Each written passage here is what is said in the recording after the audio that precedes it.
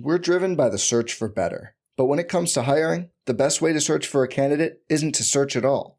Don't search, match with Indeed. Indeed is your matching and hiring platform with over 350 million global monthly visitors, according to Indeed data, and a matching engine that helps you find quality candidates fast. Leveraging over 140 million qualifications and preferences every day, Indeed's matching engine is constantly learning from your preferences.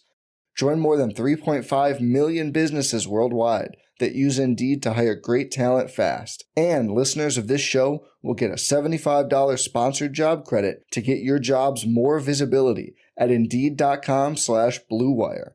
Just go to Indeed.com/Blue Wire right now and support our show by saying you heard about Indeed on this podcast.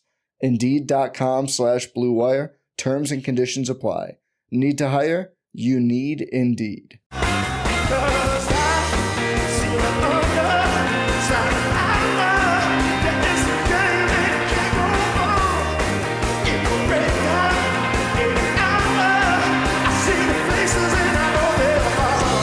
Welcome back to 755 Forever. I'm David O'Brien, Braves writer at The Athletic. With my co-host, Eric O'Flaherty, former Braves reliever. What's happening, Eric?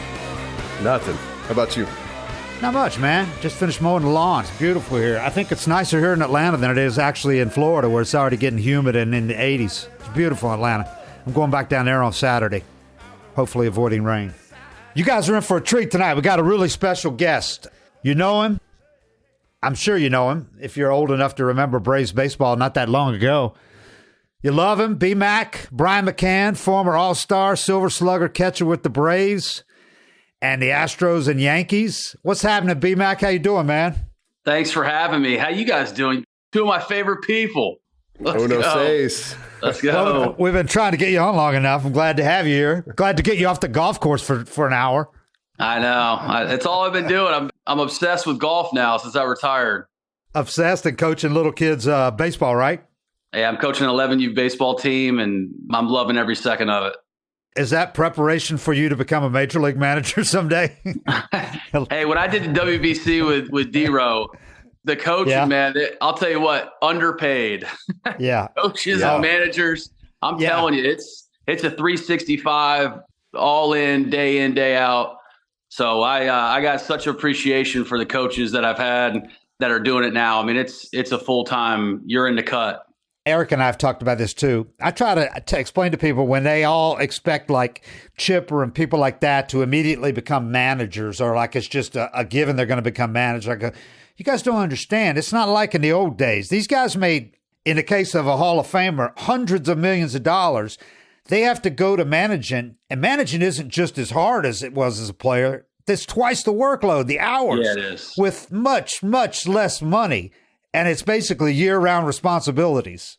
No, for me, it would be the money. It would be leaving the kids and my wife and getting back into that schedule again where, when you're gone for so long and you grind for so long and then it's over, you got to take, it takes a minute to get you back to square one again. And, so that part of it is the reason that it's hard to jump back into the game because, my kids are 11 and 10 and I missed so much early. And if I get back into something now, it's like you're missing everything.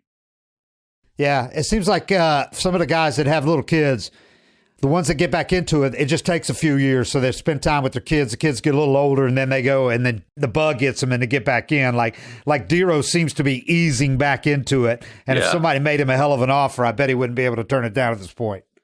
I'm telling you, it's exactly what you said. You kind of read where your kids are when they're in high school and going into college. And then, when you're an empty nester and you're getting to that point, I think the juices start going again.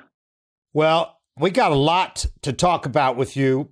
But first of all, I wanted to ask you, I know you're keeping close tabs. And I know you watch a lot of the Braves games, go to some of the games, watch them, most of them. And you're in touch with a lot of people in the organization. When you look at the moves the Dodgers made in the offseason, do you see the Braves and the Dodgers as kind of a given health, as long as they're healthy and play to what they're capable of, as being clearly better than the rest of the field? Do you think is there another team that's close to them at all? Yeah, I think you put the Phillies in that category as well. I think their star-studded, their top of the rotation is as good as anybody's, and their lineup and They'll have to maybe tweak the bullpen here and there. But I think those three are in a class where whoever gets hot at the right time, you see what happens. People get so used to this Braves team winning 100 games, which they've done the last 2 years, 101 and 104. They might have a better team this year and not win 100 games because the Phillies are going to be 15 to 20 games better probably than they were the last 2 years. They finished 14 games behind the Braves. Yep. They beat them in the division series. But like you said, that Phillies rotation, if they're healthy and that lineup, they might push 100 wins themselves. Yeah, it's going to be a battle for the division. I mean, I think that both teams are stacked and they all have their strengths and weaknesses, but they're going to be there at the end. They're both going to get a chance at the postseason, and I think whoever's hitting on all cylinders at that time is going to be the team that plays for the CS. We've talked about this ad nauseum, but I wanted to get your opinion on it. The last couple of years, the Dodgers and the Braves were the best teams in baseball. They go into the division series, and with the expanded field, it's something you never experienced as a player, something that hardly nobody had until the last couple of years, this 5-day layoff, and it looks like teams are really trying to get a handle on how best to handle it. And so far, Braves have tried a couple of different ways, and granted, they had pitching injuries, which were a big part of it, illness and pitching injuries. Are you glad that you didn't have to have a 5-day break before you played? Just stop everything and play 5 days later? It's such a disadvantage to sit there at home for 5-6 days. You know, just for the All-Star break, it would be 3 to 4 days. And every time you came back from that, it took you at least a game to get your feet under you. At least a day. But I think it's different when you play a $162 and you're beat up. And the human body, when you shut down, just your mind's going to shut down after a $162. And I know you got the playoffs and you got to ramp back up, but you kind of sit back and all right, I just went through the grind. I'm going to take 2 days off instead of 1, or let me take a little bit of BP on day 3, but there's no way to prepare. I don't care what you do in between it. The adrenaline you're going to have facing an inter squad is not the same as the bright lights and coming in hot. I always would pray that I didn't pitch that first game back from the break. Didn't you feel lethargic? I was just like, I don't want to be out there today. Let me get hot in the pen so that I throw, and then tomorrow I'll be good. But if I had to come from the break and just jump right in the game, it was going to be ugly. And I was just going to have to hope they hit it right at people. Yep. I felt the same way. It always took me at least a game. I totally agree with you on being a disadvantage. And people take it when the Braves lose. If the Braves, you got to watch what you say, because if you say, it's a disadvantage, you sound like you're whining. Yeah. But it just is. And they're going to have to fix it. I know that it's hard to do it right away, but they're going to have to fix it because it's a disadvantage. It's not like basketball or the NFL where they're used to taking days off, sometimes multiple days, in the NFL's case, 6 days off before you play again. In baseball, you play every day. And like you said, you can't just flip the switch and get that intensity that the team that had to play that wild card round had to play when they're playing for their lives. I also think you got to penalize the teams that make it through the wild card, where when that series is over, you got to get on a plane no matter it. I don't care if it's at 2, 3, 4 in the morning, you're playing the next night. Yeah. To try to get that thing down. You played in the playoffs a lot. Did you feel like you ever got used to that, or like it took a game or two to channel that energy? Because I pitched in that wild card game in 2012, and it was like I'd never held a baseball before in my life. I was I was prepared for it, but I had so much adrenaline, it was just hard to control. Really hard to control. You almost got to go the opposite route when you're all amped up. I felt like the best players always had the ability to go the opposite route. When everybody else is speeding up, they're in slow motion. And I think that's why the great players are the great players. And if you had 3 games already under your belt in that first round of the next series, how much easier is that to kind of rein it in a little bit? You see it all the time with the wild card team making a run deep into the playoffs because of that, I feel like. It ain't coincidence, man. Getting hot. The team that gets hot, as long as you're healthy enough. Yeah. The Marlins won 2 World Series. They've never won a division title. Yeah. You need 1 or 2 position players to get hot, and you got to have the top of the rotation. Wheeler pitched as the best pitcher that we've witnessed. Yeah. He was as good as they come for in a long time. He looked like Kerry Wood when Kerry Wood was like the most dominant guy in baseball. That's what he looked like. And they had the advantage last year too, the Phillies, after playing that wildcard series, that the NL last year had the extra day built into the division series round, whereas the year before it was the AL. So last year, the Phillies had an extra day so they could use their main 3 pitchers the entire series again in the division series. Yeah. I'd also like to see them reseed where, absolutely. Where whoever's the top seed is going to play the lowest seed. And there's got to be a benefit to finishing first, and there's got to be something stacked in your favor. Opening day just 2 weeks away. Get your 755 Forever swag. Visit 755forever.com. That's the number, 755forever.com. And click on the store. T-shirts, mugs, hats, slides, you know it. We got it. Subscribe to our YouTube channel. We're about 230 subscriptions from reaching the magic number of 1,000. It's at 755 Forever on YouTube. So we appreciate everybody's been watching us here. We're driven by the search for better. But when it comes to hiring, the best way to search for a candidate isn't to search at all. Don't search, match with Indeed. Indeed is your matching and hiring platform with over 350 million global monthly visitors, according to Indeed data, and a matching engine that helps you find quality candidates fast.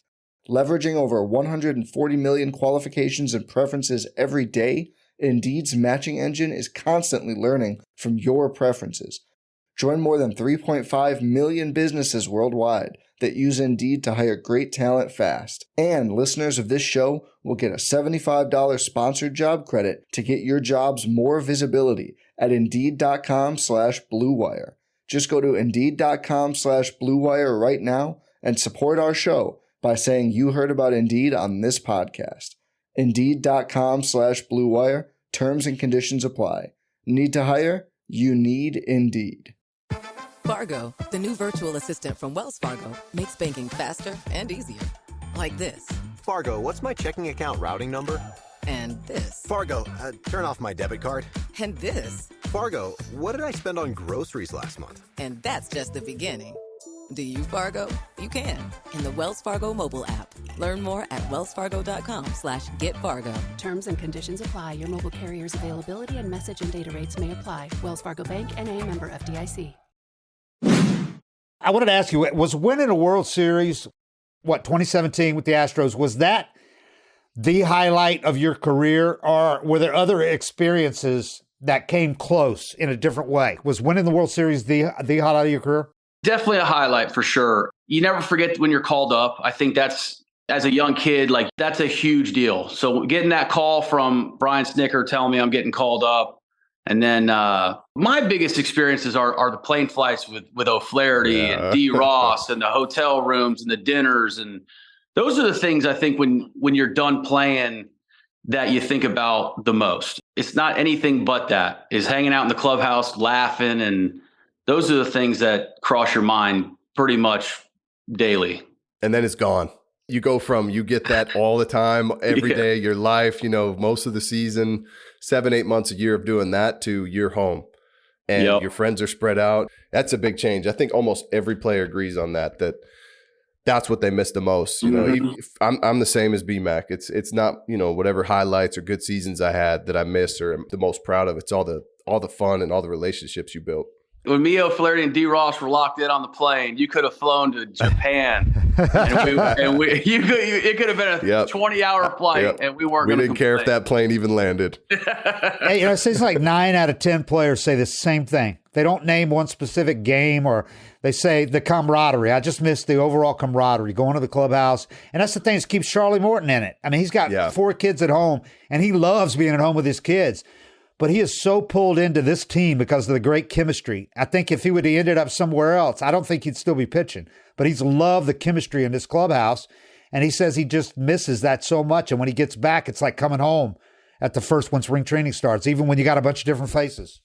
That's another thing, too. Alex has done an incredible job putting this team together. And for me, you got the best manager in baseball running the team. And when I left in 2019, I remember talking to all the players. I mean, you guys are set up for the next decade plus. And then Michael Harris comes along, and he's a heck of a player, and there's no weaknesses.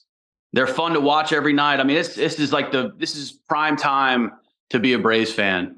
This, and then back in the 90s, it's almost like the same feeling around here. I mean, I get it all the time. People are locked in. Yeah, this is kind of that second golden era, I think, of the Atlanta Braves. and they're making money hand over fist. They're winning, and they got these guys locked up. I think Alex Anthopoulos is the best GM for a couple of reasons. One, having the vision, the foresight to take some risk and lock up all these young guys. They got to want to do it, but they want to do it because of the clubhouse that he's built, how much fun, how much they enjoy that being on this team. So they're all willing to sign on, knowing they're probably going to sacrifice some at the back end because they want to be part of this. So he's done a great job, unlike anybody I've ever seen, vetting the team, bringing guys in that fit in the clubhouse perfectly. Yeah. The first time me and O'Flaherty saw Freddie Freeman hit in the cage, we looked at each other. He was 19. We looked at each other and we're like, yeah, this is going to be a star. When you identify that, you lock him up early to make it's hard to turn down that first contract. So when you get those years under your belt and you steal 2 or 3 or 4 years of free agency, man, it's a can't miss for me. I think that's the way every team should do it. Identify your talent and then keep them around. Yeah, and they have so many good baseball people, on staff too. I remember TP, Terry Pendleton, and Eddie Perez will put their name on somebody. There'd be a prospect up in camp, and it'd be all this hype, and they'd be like, no, you got to see Acuña, or you got to see Simmons play shortstop. Yep. You had these guys that have seen 40 years of baseball, and they would say, that guy is a dude, and he's going to be good.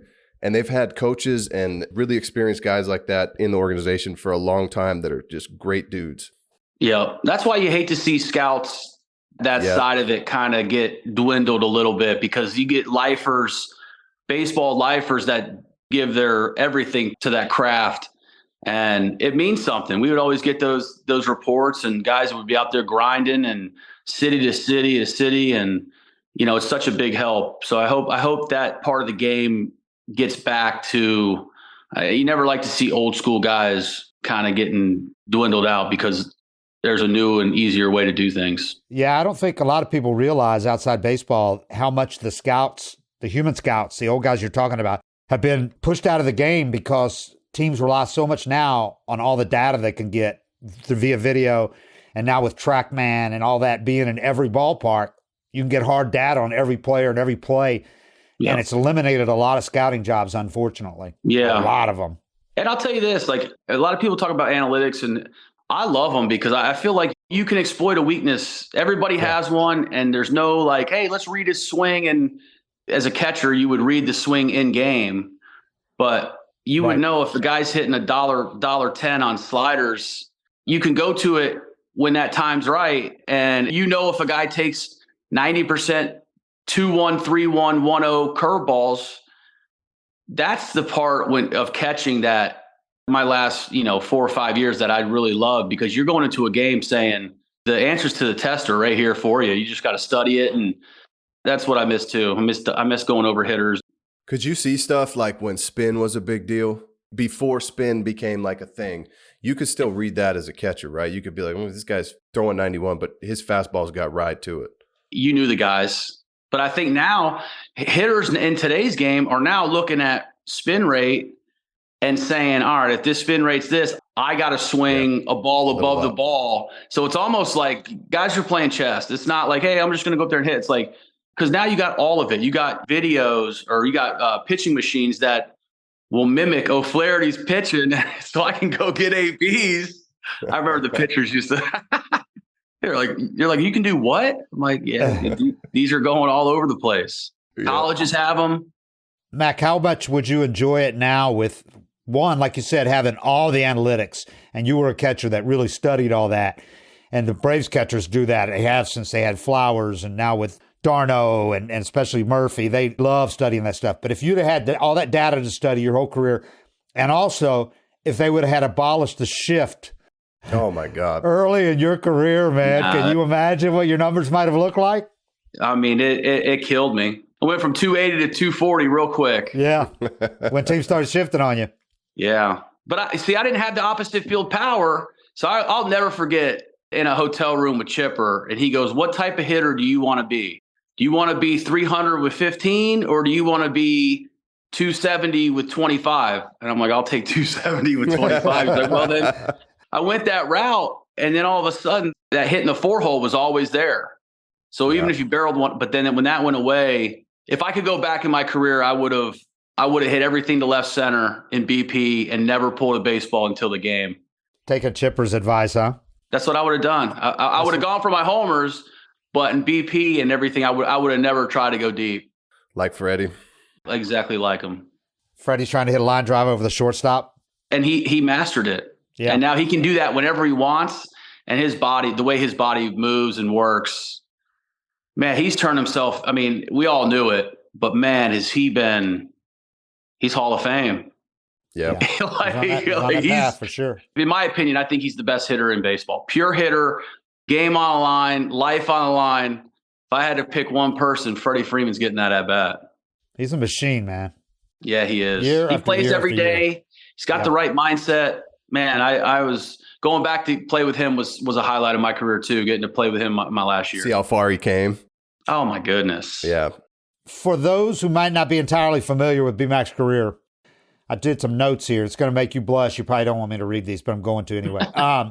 Maybe for you guys who are too young to remember how elite of a hitting catcher he was. I mean, not good. He was a great hitter for a catcher. Great hitter.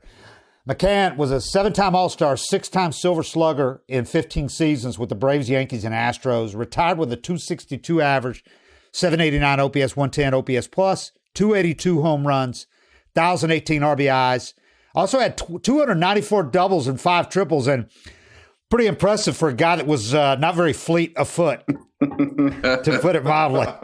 Man. But those stats don't even reflect that short leg. How great he was with the Braves for that first big, long stint you had with him, starting your career with the Braves. He spent his first 9 seasons with the Braves.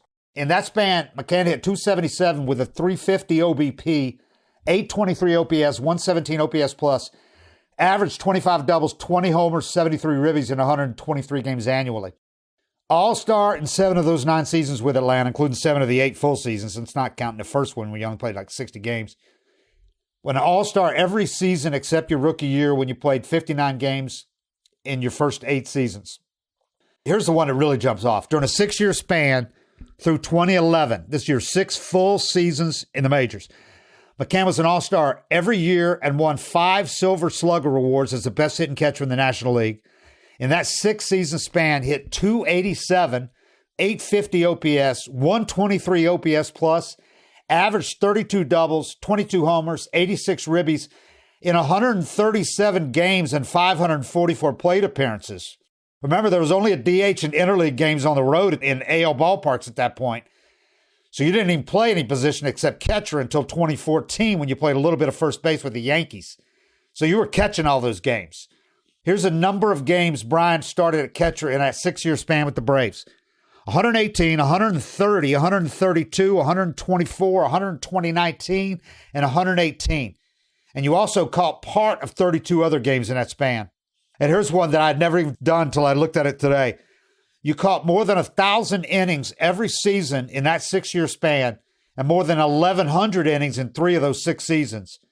For some comparison, Sean Murphy caught 866 innings last season with the Braves, started 98 games at catcher. Murphy had a career-high 1,004 innings in 2022 with Oakland when he started 116 games at catcher and 30 at DH. Travis d'Arnaud had a career-high 909 innings caught in 2014 with the Mets, started 103 games. That was his first full major league season. His next highest total, 876 innings in 2022 when he was a first-time All-Star with the Braves. Caught 99 games. So that just gives people an idea what an Iron Man you were relatively at catcher compared to what guys are catching nowadays. And that was in the heat of Atlanta, obviously. So, I mean, it was pretty damn impressive, dude. I appreciate it, man. You have to go through all that, but I appreciate it, man.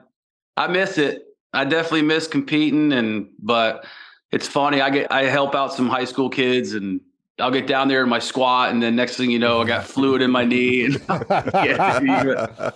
it's over, man. It's over. But no, I loved every second of it, man. Coming up through the Brave system, I felt so lucky to have the coach. Snit was my AA manager, Rocket Wheeler, Randy Engel. I mean, I felt like the Braves were always a step ahead of player development. We were ready when we came. And then on the big league side, you had those veteran guys who took us under their wing to show us Yeah. They knew we were the new wave. So like they were just passing the torch on to us. And, I get to spend a lot of time with Smoltzy, and I tell him all the time, I mean, he was great to us. What about the two catcher system that they and most teams use nowadays, where you have two, like the Braves have guys. Sean Murphy made the All-Star team last year. Darno made the All-Star team the year before. Yeah. I mean, do you think you might have played a few more years if you'd have had some of that wear and tear eliminated as you got older? You know what? When I look back, if I would have caught on one knee, I think I would have played a couple more years. Everyone talks about like the blocking, which I think game on the line. If you can't get to a baseball, that's tough. But man, I tell you what, the longevity, I think that would have added a couple years on for me playing. You have one of my favorite quotes, because we talk about it a lot on, our guys playing too many games. It's always a topic because these guys like to play every day. But you have this quote. I remember you saying, like, today might be the day I go deep. Yeah. So you wanted to be out there every single day, because today might be a day you put up some numbers. And if you wind up sitting, by the end of the year, maybe you finish with 5-6 less home runs. You're only in your prime so long. And I think when you're in your prime and you feel great, get out there. I would have not liked coming to the ballpark, not catching 4 out of 5 games. I would have not liked that. I'm glad I came up in the era I came up in and played like I did. And, and I had the best backup catcher to ever put him on. D. Ross is me, Rossi, and O'Flaherty, and Prado. Prado would always come late night. He'd always come later. But bring the boombox too. We just had such a great time together, and we're all still so close. How about, here's another, I was talking about career highlights. Where does this one rank? Homering off Roger Clemens. Yeah, that's the one I thought of. Your first playoff game of your career, game 2 of the 25 NLDS, 7-1 Braves win. Braves only win in that series. Smoltzy went 7 innings for the Braves that day, gave up 7 hits, 1 run, 1 walk, 5 strikeouts, and did that in 93 pitches. Where does that game and that home run off Rocket Roger rank? That changed my life. That home run changed. They ended up trading Johnny Estrada that offseason, and they gave me the everyday catching job going into the 06 season. That home run, I'll never forget when I was in the box, I had a 2-0 count, and I'm like, if you don't miss this, your life changes tonight. And that's how I thought. That was going through my head. I was telling myself that in the box when I got the 2-0 count. The 1-0 pitch was a split that I laid off. And, when you're 21, they're like, all right, like he could have walked me to get to Smoltzy with 2 outs. Yeah. But not knowing me, and he's like, all right, like we'll let Smoltzy lead off the next inning. And I just remember sitting there, I'm like, he's going to challenge me. And this is the night my life could change. That's how important a mindset is too, because you weren't there trying to mess up. You were trying to have a moment. That's what we live for. You wanted it. That's what we live for. That's cool. What was that like catching Smoltz in a playoff game, guy you'd long admired, and who you also caught in your second major league game when he threw a 5-hit complete game against Oakland on June 11th, 2005. And he did that in 106 pitches, by the way. But what was that like for you catching Smoltz in those 2 pivotal games? I was only supposed to be up in the big leagues for 4 days. I was supposed to come up and then get sent right back out when everybody was healthy. And I caught Smoltzy, and after the game, he went into Bobby's office and said, I want him catching me every 5th day. I think he liked, me being young and, new to this and excited and bright-eyed and all of it. And he stuck his neck out there for me, and he allowed me to get the 180 at-bats I got that year. And he allowed me to sit the bench and watch the players and what this life is. And so, yeah, that was huge. And then I'll never forget walking in from the bullpen with Smoltzy against the Astros when Clemens was pitching. And he said to me, hey, we're going to start Biggio off with 3 straight sliders, and he's going to swing at all 3 of them. We're going to punch him out, and we're going to set the tone for the series or whatever. He said something like that. And I'm looking at him like, I got my high school buddies that are in the bullpen, like drinking beer, looking at me. And I'm like, I would catch a ball from Smoltzy, throw it back, and all my high school buddies are up there, like drinking. And I'm like staring at him like, dude, I don't even know what this is. Like, so for him to tell me that and then go out and do it, man, I remember catching that 3rd strike, and I just looked at him and I'm like, that's when I knew there were like levels to the game. It wasn't just, hey, we're all going to put a uniform on and go play baseball. Like guys aren't doing that. Yeah, that's cool. Hey, Eric. Hey, how many times in a big spot did you get out of? You made a huge pitch, and I just stare at you like I want to punch you. Oh, right that's in the my face. favorite. Yeah, I don't know. I just I learned early in my career not to get too high or low, and I never really celebrated. But this is what made Mac special. And if you look at my career, throwing to like him and Rossi, like he was talking about, we go up to Mac's suite after the games, and we'd have a couple beers, and he'd order everything on the rooms, and we'd just hang out in the room, and we would win a game 9-1. And BMac and Rossi are debating some pitch they called for the long man in a blowout game, and they're talking about it for 15 minutes, and they're going back and forth, and whoever called it's upset, like, man, I messed that up. I would sit in that room, and it was such a change for me to be around these guys that cared so much about their teammates. So every time I pitched, I knew it was almost like he cared more than me. Yeah. And so I'd get out of a situation, I'd make a big pitch, and he would just stand up and puff his chest out and stare at me like he wanted to spear me, like a little brother, like he was proud of me. And so every time I pitched, I just wanted to see that look on his face. I wanted to get out of it, and I wanted to see him stare at me. That game, I looked at the box score today, and Chris Reitsma and Kyle Farnsworth each pitched a scoreless inning to finish off that playoff game. I wanted to ask you because O and I have talked about this. Farnsworth, was he the teammate you'd least want to fight, or just a player you'd least want to fight, period? Yeah, I don't want to lock horns with him at all. I always made sure he was good. I was like, yeah. Hey, you good? You good? Okay, I'm okay. Everything You're good, I'm good. That's a scary dude, great, man. too. He was great, though. I mean, he was teammate. great. Did you remember we were celebrating one time, and Rossi always mouth off to everybody and tell jokes and razz everybody. And we were handing out champagne when we were waiting to celebrate in 2010, because if the Padres lost, we clinched the wild card, I think it was.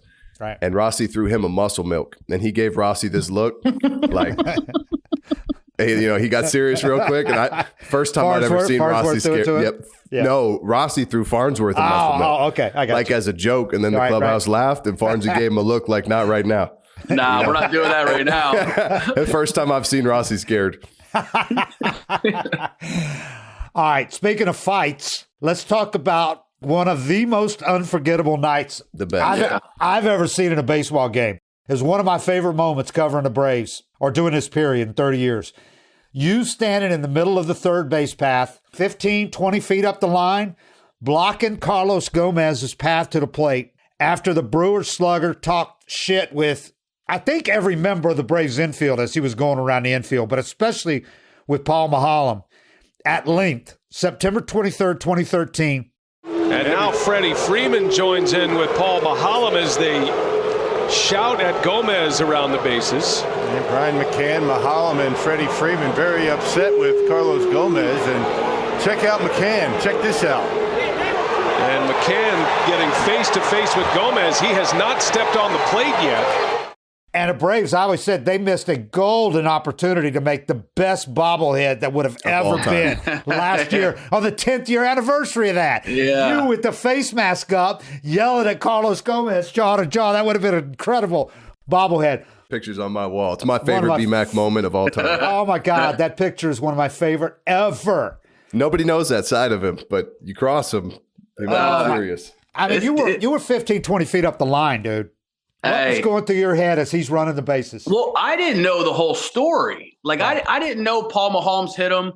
They thought I put my middle finger down for Maholm to hit him. Right. And when we were in Milwaukee, but I give my curveball sign, there was a shadow that was cutting off half my index finger. So they thought I called it. But he took the first swing and he said something to me. I can't remember exactly what he said.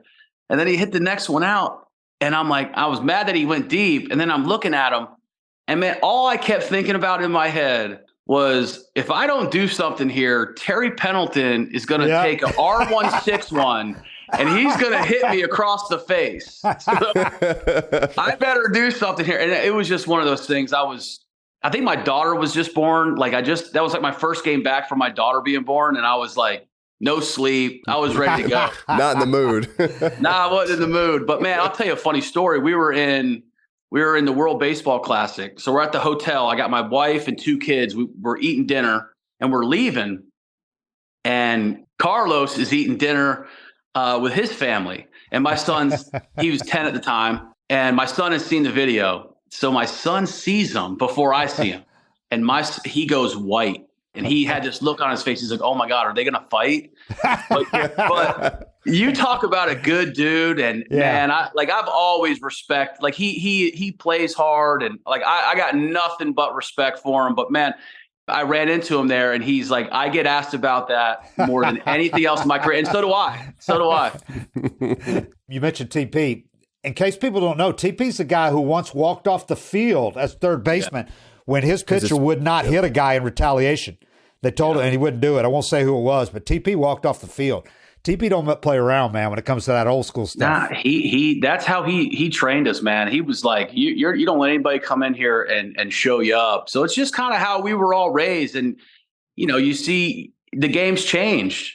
Yeah. And it's great. And everybody's always gets on me, and they're always like, "Oh, you're no fun. You're no fun." Right. I'm like, yeah, but that's how I was raised. Right. But like now, my son hit a home run last year and came into home plate and did the gritty. Like, he's doing the gritty, and he did like a turnaround jumper. I'm like, I'm all in on the skits. Yeah, that's funny because we got a question from a YouTube guy. What is BMac's thoughts on bat flips and players who show passion, flair? He used to get mad at people for having fun. Has he come around at all? So you just answered that question. Eric and I have talked about this. We're the same way, man. It's not our game anymore. It's not our game anymore. I'm good with it until you show disrespect. Like if you want to hit a homer and you do, but if you stare me down and you're looking for a fight, I'm in. If that's what we're doing, I'm in. So it's like as long as it's not like, you tell me you have some choice words for me after you hit a homer, like I'm in. Where are we going? But like if you hit a homer and you do your thing, go do your thing. Yeah, we talked about it a bunch, and that's where I'm at. I'm just like, I'm not going to get fired up on my couch. Yeah, it's their game, and they can police it themselves. It's just. But if somebody takes you deep and looks at you and says, "Hey, come here," and he whatever the case may be, that's a different type of energy that they say, "Fuck you, you're going to go." I don't have that walk away mentality. Now, we've talked about how much respect we've got for Snit for being as old school as they come, a guy in his 60s, and he has adapted so much to the game, knowing that there's no reason not to, because if you don't adapt, you're going to be out of the game. Yes, it. So he's got one of the most flamboyant players in baseball, but also arguably the best player in baseball, Ronald Acuña. Yep. And he lets him do his thing. And he's not disrespecting the opponent. He's just doing his thing. That's the game. But to see Snit adapt to that is pretty incredible, because this is an old school guy who spent decades in the minor leagues teaching guys to play the game an entirely different way when it comes to that stuff. Another thing that kind of gets overlooked is when me and O'Flaherty came up, there was 3 rookies and 22 veterans. So there was grown men. I was walking into a clubhouse with Smoltzy, Chipper, Brian Jordan, these heavyweights, and there would be 2 or 3 rookies. When I left, it was 3 to 4 veterans and the rest are rookies. So it's like, you don't want these guys, going to their dinners saying, "Hey, man, McCann's a jerk." Or like what you said, if you don't adapt, you're out. If Ronald Acuña went to the Braves and said, "Hey, I don't like this guy," guess who's leaving? Yeah.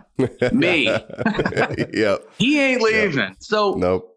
It's having awareness, and the game has changed. But, man, I don't think the game's ever been this good.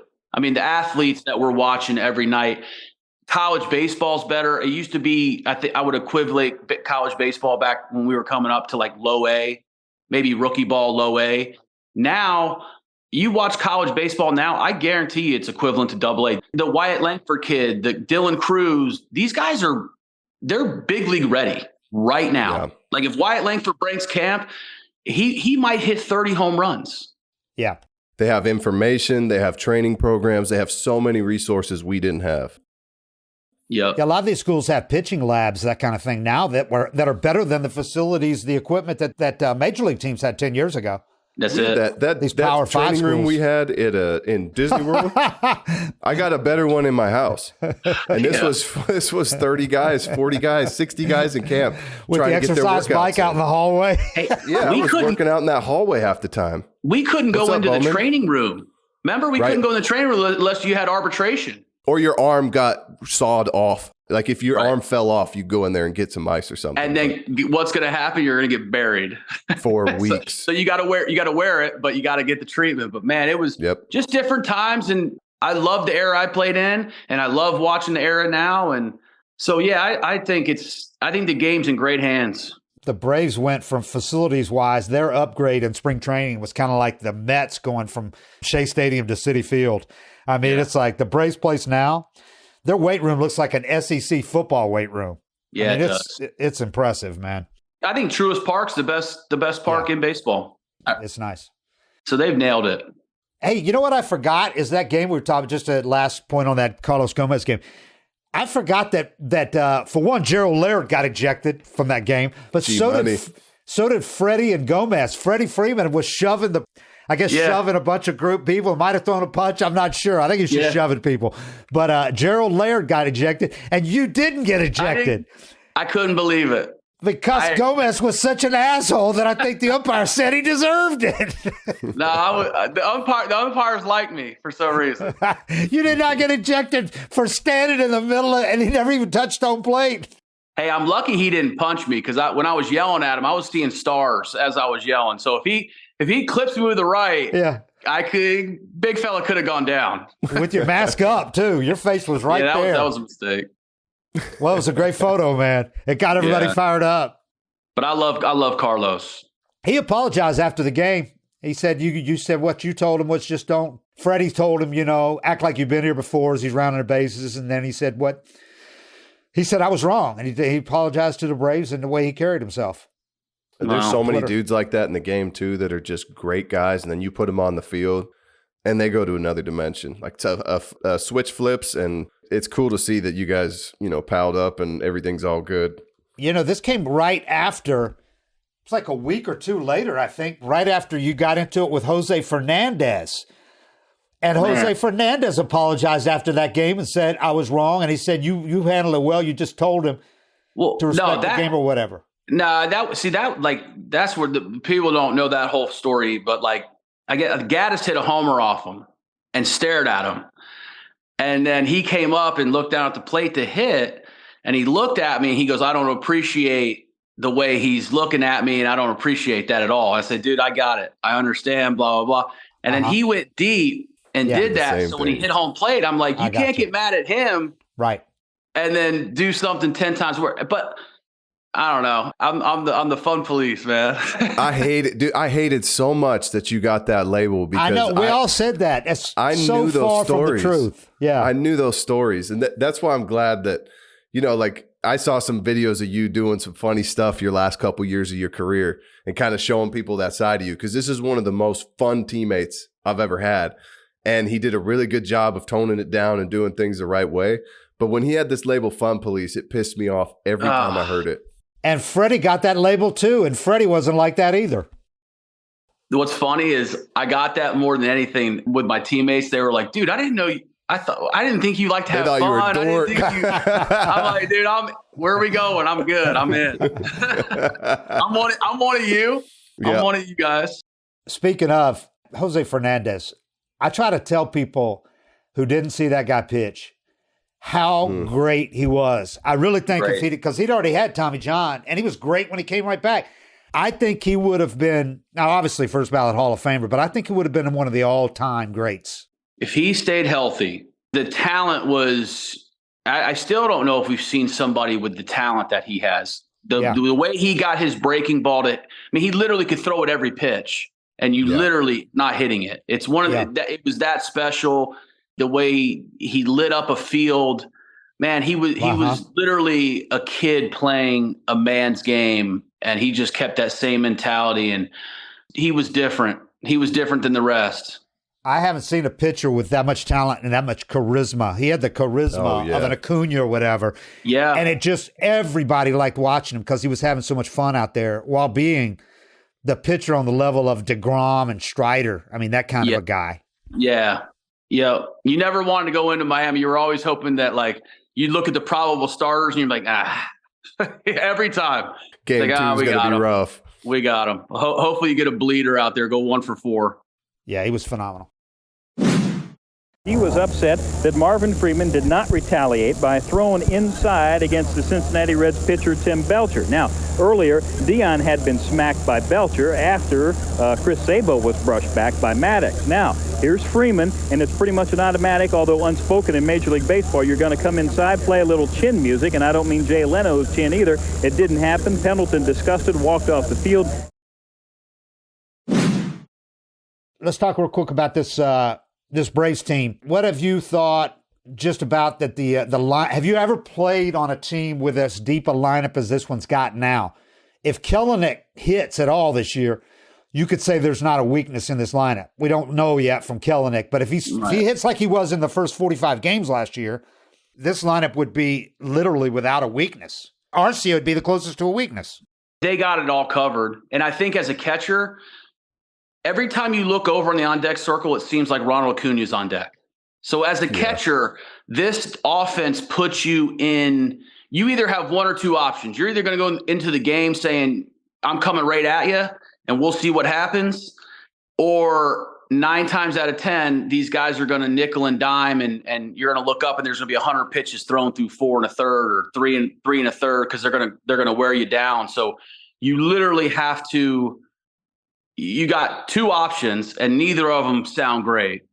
But yeah, I think they're just deep, and I think Ronald said, and then Austin Riley, man, we don't talk enough about how good he is. Yeah, and Matt Olson, 54 homers and a $130, like, and he gets under the radar, but they just keep coming at you. They lose Dansby, they don't skip a beat with Arcia, lose Freddie.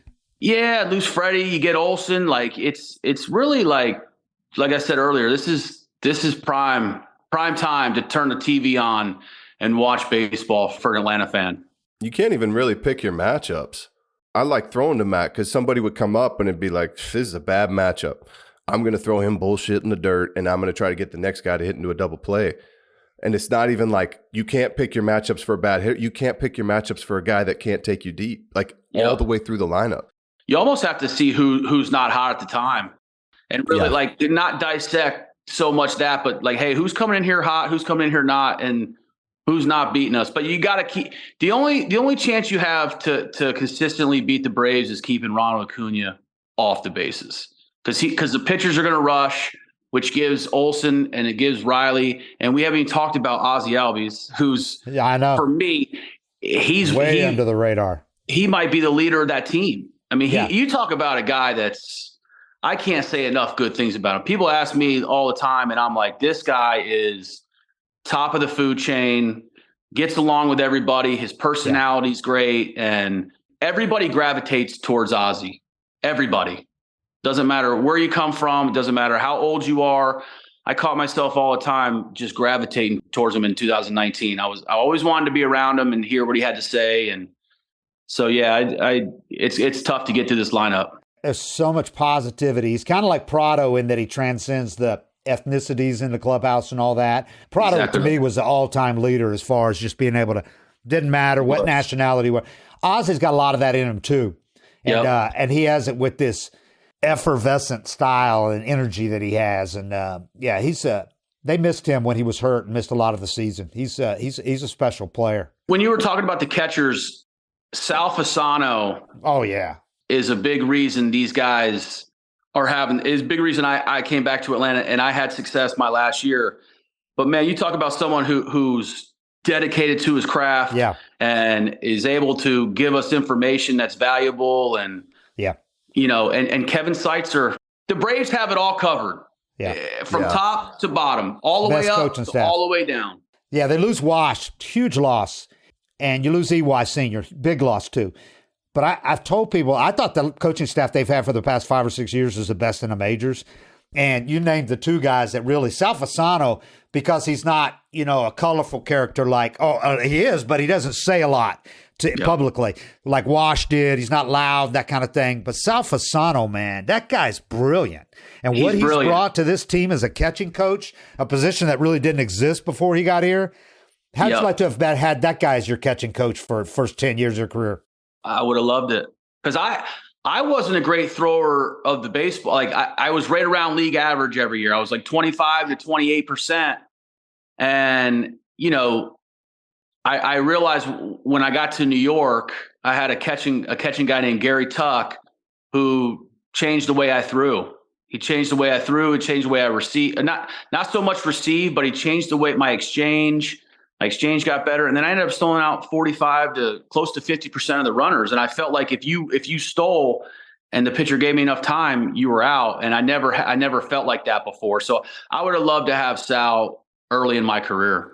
They spend so much time on that, on receiving, technique, one knee, all that. I mean, he spends a lot. And everybody he gets better throwing out guys. They do.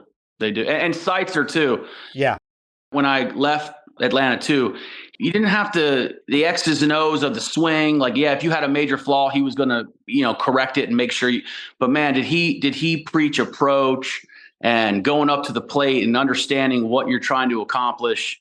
So I think too, I think it's not a coincidence either that the way that all these guys are having career years, and he's a big reason for that as well. Yeah. I think what separates him, a lot of hitters tell me, is he's not one of these hitting coaches that has the big ego and tries to mold everybody into the swing he likes. He doesn't change people's swings. He watches them for a few weeks when they get here. And if he sees something, a flaw, he points it out to them. But he doesn't try to change guys. Like you had the one famous hitting coach had everybody swinging down. You've had other guys. He doesn't try to cookie cutter formula. He lets guys hit to their strengths. He didn't change Freddie Freeman's swing. And, and he's humble enough to go, why would I change that? The guy. Absolutely. Absolutely. Now that I think sometimes overcoaching is worse than sometimes undercoaching is better than a guy knows what he's doing and he's grinding and he's working towards something. To throw something on their plate can backfire. Yeah. Last thing you want to be doing is thinking about where you are in space as you try to execute in a major league game. Yeah. Like if you're consciously thinking about adjustments, and it's so easy to just hammer a guy or be in their space too much where they're thinking about you when they're in the box and trying to do this thing you want them to do right and forgetting to compete. And he's right on that. Like so many coaches just do too much and then you get in the guy's head versus what Seitz does, man. I mean, pretty much everybody seems to get better when they get over to Atlanta. Yeah. There's a reason for it. BMac, a couple other things here I want to ask you. Who's if you can narrow this down, who's the best hitter or all-around player that you ever played with? Your choice, whether it be a hitter or all-around player, or is there a couple of them? Because you played for great organizations. I think Chipper Jones is one of one. I think it's funny. If you ever go back and look at I love diving into the draft. I love watching high school players. I love watching their videos and who I would take and who I wouldn't take and all this stuff. But if you pulled up Chipper's high school film, he's going 1-1 in any draft. Right. I mean, he just moved. He was built for baseball and his knowledge of the game. And so what he did for the things he did for me and the player he was my idol growing up. And then to play with him and for him to show me how to hit. I mean, he really did. I always knew how to hit, but I didn't know that there were levels. I mean, Chipper would go up to the plate and he would tell me, I'm going to swing out of my shoes, no matter where this pitch is. I don't care if it's over my head, I'm swinging. And he would swing at it. So then the catcher's like, oh, he's super aggressive tonight. And then he would sit change up the rest of the night. And usually two guys were on, and usually we would be down 1 run and he'd give us the lead. Wow. He was a step ahead. Yeah. Yeah, I tell people that dude, because I agree. He of 30 years of covering baseball, he's the best player I've ever covered, all-around player, best hitter. Doubt. I say Acuña's got the talent to move into that if he does it another 5 years. But Chipper, he's a hitting savant, man. At the end of his career, when he was broken down, had all the knee surgeries, he was broken down. He'd come off the IL, and he could backspin a ball, have a swing that didn't even look that great, and hit it out, hit it 400 feet the other way. I mean, he was just like you said, built for baseball. But Acuña's he's so electric. Off the charts talent. I mean, it's off the charts. Most talent I've ever seen in any player. Most talent. Hands down.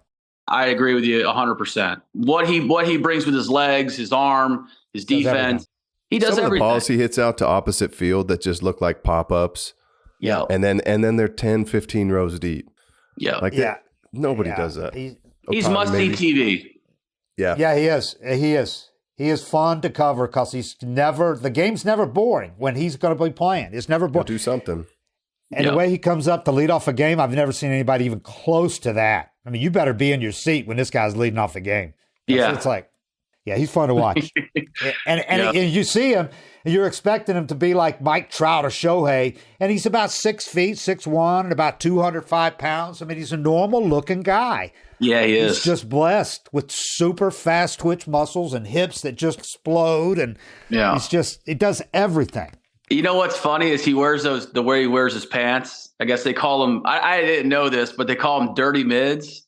You know what I'm talking about? The pants he wears halfway down his shin. Yep. Every kid's kid doing wants it now. them.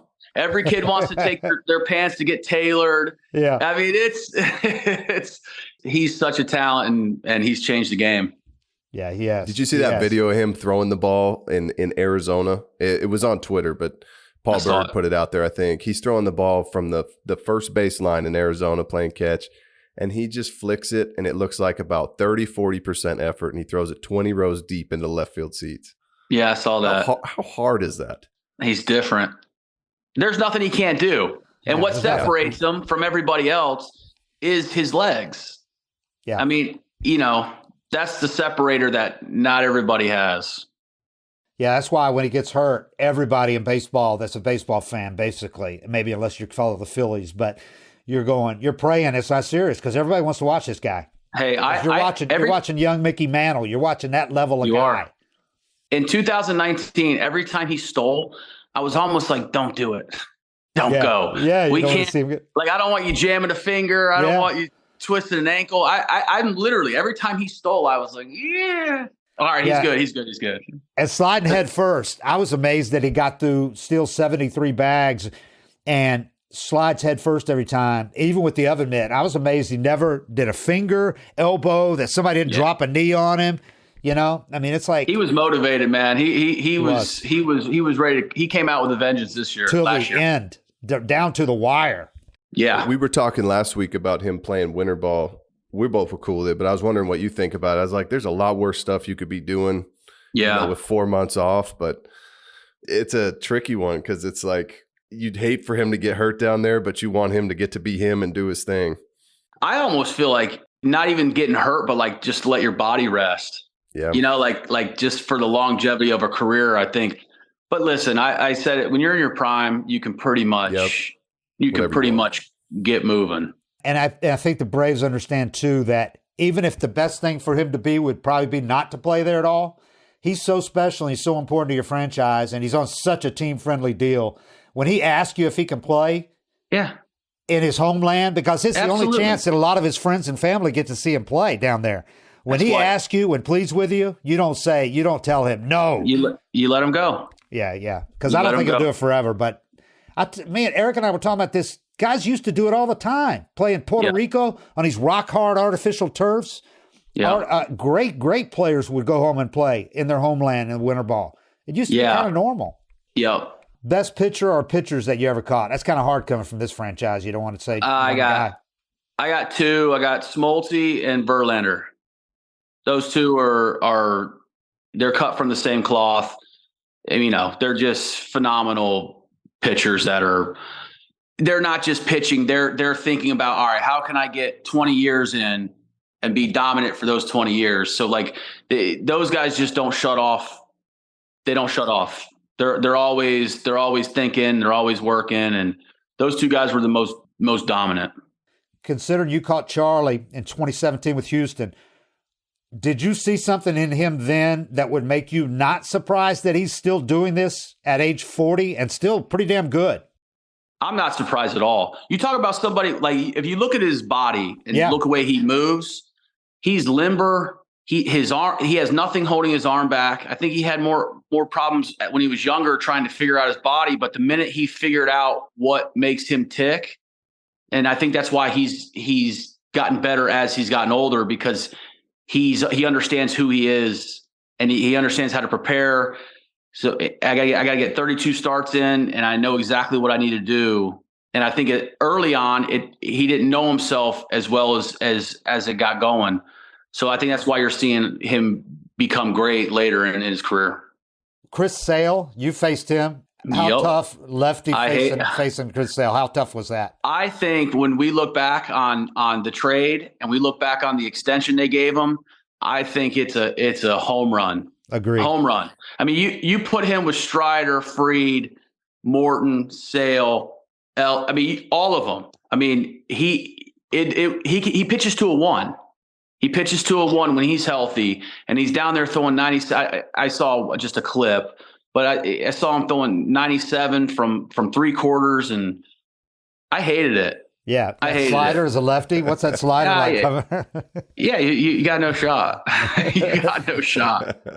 And with his competitiveness and all that, I think what he adds to this team, the counter, and the starting pitchers, every one of them, and Ronaldo Lopez right now is in that 5 spot. He was throwing 102 last year, 100 as a reliever. Every guy's entirely different. He's a very uncomfortable at bat. Lopez, very, very uncomfortable. I love that sign as well. The Sale sign, though, like what you said in the clubhouse, the experience, the grit, he'll hold guys accountable, make sure people are doing their work. And yeah, I think it was a home run. Explain that, because it would always shock me. I would see these guys with this amazing stuff, and I'd ask you guys about them, and you'd say it was comfy. Versus you just described this guy as a very uncomfortable at bat. But just like explain what that means. There's 2 different things. You got to have stuff, and you got to be able to locate. And I think location will. I know everybody's throwing hard, but location will always be king. The best players will have the velo and they can locate. The guys that have trouble, either their angles to the plate are off. The hitter sees it a lot easier than others. You know, we were always big in Atlanta where you stood on the rubber. You have to hold the side of the plate. I would always get frustrated when I would catch and I would move away to a righty, and a right-handed pitcher's on the third base side of the rubber. And if I'm on the corner and it's cutting across the plate and I catch it and it's 2 inches off the plate, it never held the plate. So he has to bring that in, and then you have to be so fine with it. You're going to miss middle, and you're going to get beat. That was the first thing you told me. I think depending on what you have, if you're a right-handed pitcher and you're a sinker baller, you need to be on the first base side of the rubber. If you're a cutter guy, I just think you got to be able to hold one side of the plate and then pitch to the other when you have to. Yeah, that was a huge difference for me when I came to Atlanta talking to Mac, because I had this at bat against Matt Stairs, and it was like a 10-pitch at bat. And if this ball gets out, it might change my confidence in the trajectory of my entire career. Luckily, the wind was blowing in. But Matt comes and talks to me the next day, and he's like, hey, move to the middle of the rubber, because you were throwing bastard sliders yesterday, but you can't throw it for a strike without catching a lot of plate, and that runs right into his bat path. And just something like that coming from your catcher, I was like, man, I hadn't heard anything like that in my life. I'd been on the first base side my entire career. I moved to the middle, and all of a sudden lefties just start flailing at the exact same slider, but just changing that angle up. So that was cool for me. Your sinker also starts middle, so it looks and like runs. A strike. And with your action on it, it's going to end up on the corner, even a ball off. So you're going to get weak contact. Yeah. So I think angles are huge, and everybody sees the world different. And I think the great players are able to put that puzzle together. It's a never-ending puzzle that you got to put together. And some guys stop looking for the pieces, and some guys are like, I'm gonna find that piece. And those are the guys that play for a long time. Along those lines, 2 of the biggest developments in Braves camp this year have been Spencer Strider's curveball, which is legit. Yeah. I mean, he's throwing that as a third pitch now. He's led the majors in strikeouts and strikeout over 13 per 9 innings, basically as a 2-pitch pitcher. Yeah. How much better can that make him if that's a legit pitch that he's willing to throw 10, 15 times a game? I think it's going to open up a lot more doors for him. I don't think he has to be so fine. If something's off one night, maybe he can flip a couple more curveballs in there, or start a couple guys off with breaking balls so they don't see his fastball and get timed up. And so, yeah, if he can land it early, and then if he can land it early and then get back into counts, and then if he can put them away, if he can do those three things with his fastball, man, we haven't seen anybody like him either. No, he's No. I've never seen anybody like him. No, I can't. I did the game. They had me come down to do the game against Colorado, and he punched out 16. Yeah. And I was like, man, he's playing a different game. And then the other is Smith Shawver, who a guy we've talked about, Eric and I've talked about. This is a guy who didn't start pitching until after his junior year in high school. He's been pitching for 4 years. Mm-hmm. And he learned a changeup in the offseason that, again, is legit. This guy throws easy gas 97, 98, 99. Former high school quarterback, can throw it 75 yards of football. Yeah. Have you had a chance to see this guy pitch? And his future looks pretty damn bright. I've seen him pitch once, but I haven't dove too deep in on him. Yeah. But I know he's a guy that they're hoping can come up and be that next wave and get the ball and kind of fall in line with those guys. Yeah. You'd love to see it. And Waldrop, the guy was in Florida. You talked about college guys that could be ready. Waldrop was pitching for Florida last summer. He should be up. He should be up by midsummer. He might be up sooner than that. He's looked great in spring training. He's in minor league camp now, but that kid's legit. With that split, you don't see that split much anymore. Yeah. Was he the guy that was pitching? Was he the one pitching in the College World Series? Yeah. With that split? Striking out everybody with that split, just dropping off the table. Oh yeah. For Florida. I remember him watching that game. Yeah, he's a stud, man. Wow. I was watching with my son. I'm like, yeah, you ain't hitting that. Well, Mac, it sounds like with all this knowledge you got, that it's only a matter of time when your kids get a little older that you're going to be wanting to get back in. Could you see yourself doing something like Sal Fasano's doing? Or could you see yourself managing? Whenever my house gets a little older, whenever my kids get moving, I would love to get back in and do something for sure. We'll see what when that time comes. But for right now, I'm going to pour into my kids and coach youth baseball, which is nuts, by the way. But I love it. I love it. Rossi likes it, doesn't he? He likes managing, doesn't he? Yeah. He loves it. I was shocked at that move, but then again, you get a chance to get counsel. I could understand it, but I'm taking Ross. With what he had, I thought he did a great job. He's incredible, man. An organization would be lucky to have D. Ross running the show. Yeah. He's a winner. He's a winner. He wins everywhere he goes. The Cubs were supposed to win. I don't even know how many games they were supposed to win, but they won 10 more games than what they were projected to win. So it wasn't like they were running out there a heavyweight squad. And for him to do, they almost made the postseason.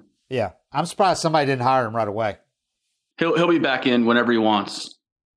All right. Well, you've been more than gracious giving us an hour and 10 minutes or so. And we really appreciate it. It's been great, man. We appreciate you having on talking about everything. You guys are the absolute best, man. I enjoyed it all. O'Flaherty's one of my favorite people on planet Earth. D.O.B., I've always appreciated everything you did for me, man. All right, Mac. I hope everybody enjoyed that as much as we did, and we'll do it again at some point. Appreciate that anytime. You're the best. All right. 7:55 forever, and we are out.